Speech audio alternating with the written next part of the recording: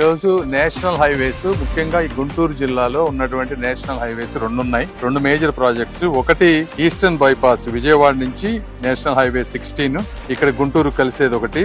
అందులో అంతా మ్యాప్ అన్ని చూపించారు అధికారులు అంతా. వాటిలో ఎక్కడ మాకేం అభ్యంతరాలు లేవు, మా ఎమ్మెల్యేలకు గానీ మాకు గానీ ఎవరికి. సో అది ముందుకు వెళ్ళిపోవచ్చు, నో ఇష్యూస్. రెండోది upgradation of existing 2 lane Vinukonda to Guntur. ఇది 4 lanes కి కన్వర్ట్ చేసేది. ఇందులో ఇంతకు ముందు ఒరిజినల్ గా ప్రపోజ్ చేసిన దానికన్నా కూడా దాన్ని కొంచెం ఆల్టర్ చేసి అమరావతి క్యాపిటల్ ని ఇంక్లూడ్ చేస్తూ గుంటూరుకి అవతల సైడ్ ఇంకో బైపాస్ వచ్చే విధంగా ప్లాన్ చేసి చూపించారు. యాక్చువల్ గా బాగుంది ఆ ప్లాన్, వాళ్ళు తీసుకొచ్చిన విధానం గానీ అంతా. ఎందుకంటే అది క్యాపిటల్ కి యాక్సెస్ అవుతుంది, గుంటూరుకి కూడా అవుటర్ రింగ్ రోడ్ లాగా పనిచేస్తుంది అవతల సైడ్.